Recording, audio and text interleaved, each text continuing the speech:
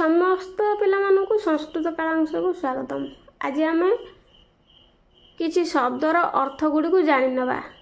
शब्द अर्थ जानिले संस्कृत बुझियापाई एवं वाक्य गठन करने सहज सरल हेब।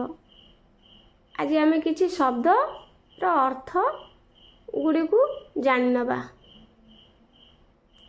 अहम, अहम अर्थात मु। आबाम, आबाम आमे दुहे। वयम, वयम अर्थात आम्भे माने। त्वम, त्वम अर्थात तुमे। जुवाम, जुवाम अर्थात तुमे दुहे। जुयम, जुयम अर्थात तुम्भे माने। सह, सह, सह होची पुल्लिंग अर्थरे स माने से। तौ, तौ अर्थात पुल्लिंग रे से दुहे। सा, सा माने सर स्त्रीलिंग होची सा। सा झियो अर्थरे बा स्त्रीलिंग रे से। ते, ते अर्थात स्त्रीलिंग रे से दुहे। ताहा, ताहा होची स्त्रीलिंग रे से माने। कह, कह माने पुल्लिंग रे किए। का, का अर्थात स्त्रीलिंग रे किए। कर स्त्रीलिंग होची का।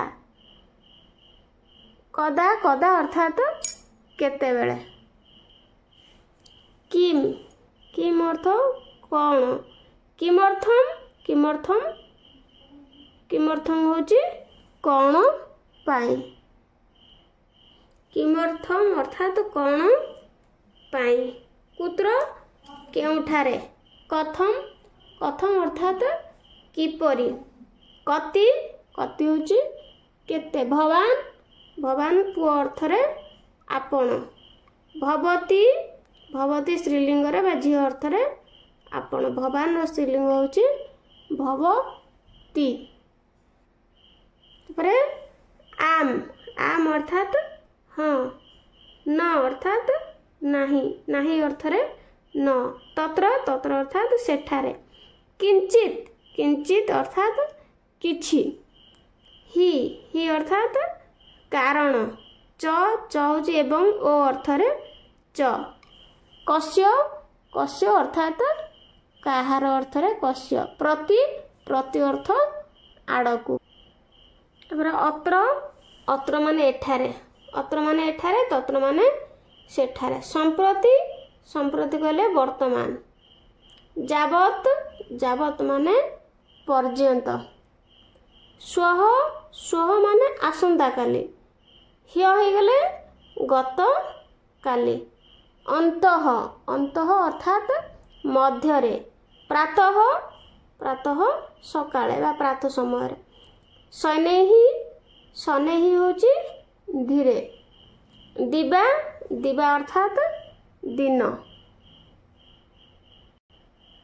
सायम, सायम होची संध्या काल बा संध्या समय। बहि, बहि अर्थात बाहरे। निकषा, निकषा माने निकटरे। नक्तम, नक्तम होची राति बा रात्रि। दिवा होची दिन, सायम होची संध्या, नक्तम होची रात्रि बा राति।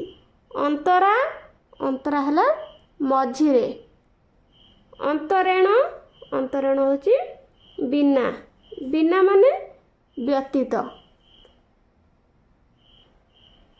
तापरे स्वाहा, स्वाहा कहले देवतांको उद्देश्य रे समर्पण करबा होची स्वाहा।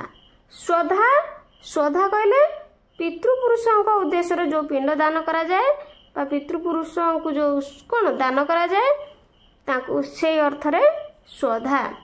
परितः, परितः होची चतुर्पार्श्वरे बा चारि आड़े बा चारि पाखरे। अभितः, अभितः है आगरे बा सम्मुखरे। सर्वतः, सर्वतः होची सबु आड़े।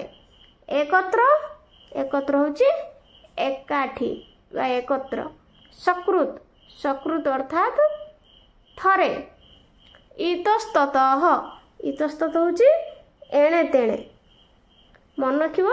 ଏହି ଶବ୍ଦ ଗୁଡ଼ିକୁ ଯଦି ଭଲ ଭାବରେ ମନେ ରଖିପାରିବା ତାହେଲେ ଆମେ ବିଷୟ ଗୁଡ଼ିକୁ ପାଠ କଲାବେଳେ ଆଉ ବୁଝିବା ପାଇଁ ଆଉ କଷ୍ଟ ହେବ ନାହିଁ। ତେଣୁ ସମସ୍ତେ ଭଲସେ ଏହି ଶବ୍ଦ ଗୁଡ଼ିକର ଅର୍ଥକୁ ମନେ ରଖିବାକୁ ଚେଷ୍ଟା କରିବ।